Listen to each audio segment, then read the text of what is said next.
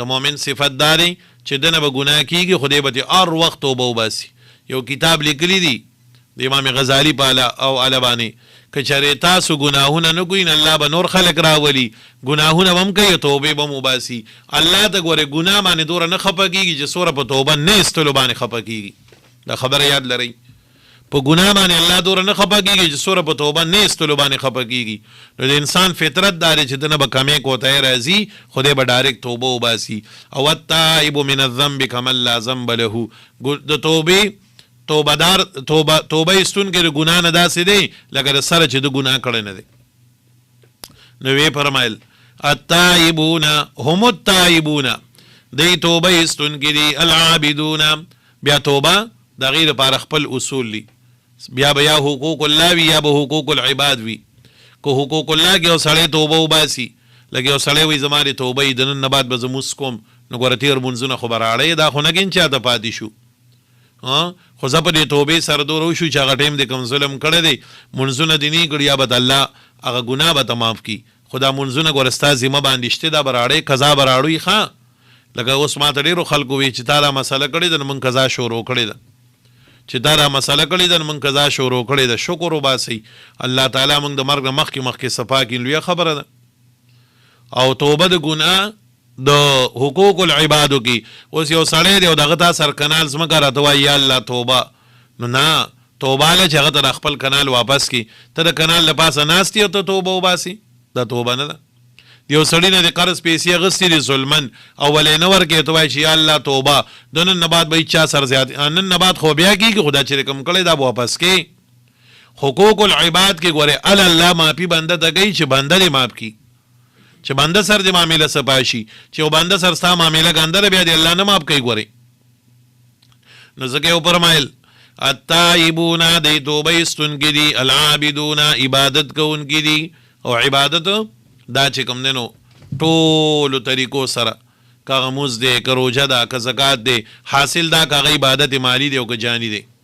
خبره باندې پوه شوئ. نو زما محترمو توبې ډېرې وباسئ ښه او د توبې ایستلو هم دغه طریقه ده چې بنده استغفار وایي پړه کې ملامت یې په ګناه باندې او په آینده کې عزم د دې خبرې چې زه به بیا ګناه نه کوم. ښه د توبې لپاره دا درې خبرې لازمي دي په تېرو باندې ملامتیا او استغفار په راتلونکي وخت کې دا فلحال د هغې نه اجتناب او په راتلونکي وخت کې چې کوم دی د هغې نه کلک عزم کولو. دا خو نه چې د شرابو بوتل د مخې ته پروت یا الله زما توبه زه به شراب نه څکم نه فلحال د هغې نه اجتناب کم ګناه چې کې د هغې نه ډډه کول او په راتلونکي زمانه کې چې کوم دی نو کلک عزم د دې کول چې زه به بیا دا ګناه نه کوم. او په حقوق العباد کې ورسره درې څلورم شرط دا دی چې کاکا له به ځي او کاکا نه مو معافي غواړئ. کاکا ما ستا د پټي نه غندلې وړي دي که نه ته ما ته معاف کړې که نه معاف کړې زه یې دله قیمت در کوم. دا خو ما یو اسان څیز وې د غندلو خوړو څوک تپوس نه کوي خو داسې لکه خپلې چې پردی او تختۍ کور ته غټ غټ څیزونه خلکو راګیر کړي دي غټ غټ څیزونه یې راګیر کړي دي. ورې د آخرت د یارې د وجې الله نه ویریږئ زما محترمو پردي څیزونه واپس کوي ښه پردي څیزونه واپس کوي هلته به موږ سره هېڅ شی ګورې بیاني د قیامت په ورځ باندې به راسره هېڅ شی نه حدیث کې راځي چا چې د چا نه یو لیش ځمکه را لاندې کړه چا چې د چا نه یو لیش ځمکه په ظلم باندې را لاندې کړه نبي علیه الصلاة والسلام فرمایي دا لیش ځمکه د رومې ځمکې پورې به الله د دې نه یو لوی امبیل جوړ کړي او دې کاکا ته به یې واچوي ورونو دا به څوک بیا راکاږي. نو چې چا کنال ایساره کړی دا چا مرلي ایسارې کړي دي دی به څه کوي چا چې پردی پیسې ایسارې کړي دی به بیا څه کوي توبه وباسئ بس کوي ښه بس ته توبه وباسئ او د مرګ او د ژوند هېڅ پته نه لګي. ډېر عمر تېر شو لږ پاتې دی دا چې کوم تېر شن دا یقیني و چې کوم پاتې دی دا چې کوم دی نو یقیني نه دی. د دې د وجې نه د پردي حقونو نه راوګرځئ پردي حقونه ځان له لرې کوي الله به دله حلال ډېرې درکړي.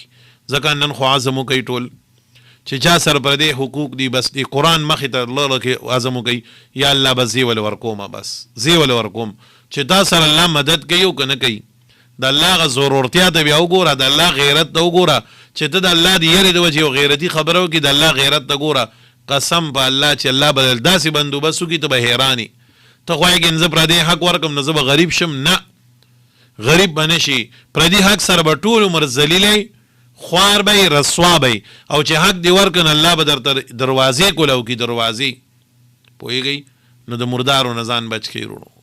یا ایها الرسل کلوا من الطیبات واعملوا صالحا. انبیاء ته الله فرمایي او پیغمبرانو تاسو حلال خوراک کوئ او عبادت کوئ.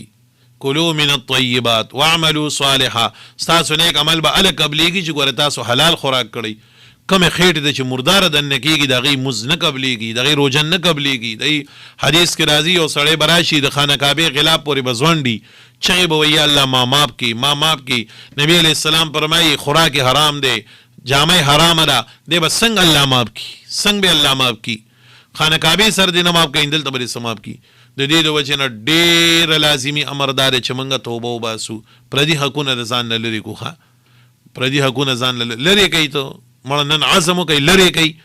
تاسو بیا ګورئ چې الله در باندې څنګه د غیبو بندوبست کوي که نه، د غیبو دروازې در باندې کولاوي که نه، د سکون ژوند دله درکوي او که نه. نو دا د توبې خبره شوه. العابدون عبادت هم چې کوم دی نو په هره نوعه باندې کمالي دی او که دغه دی. الحامدون دی حمد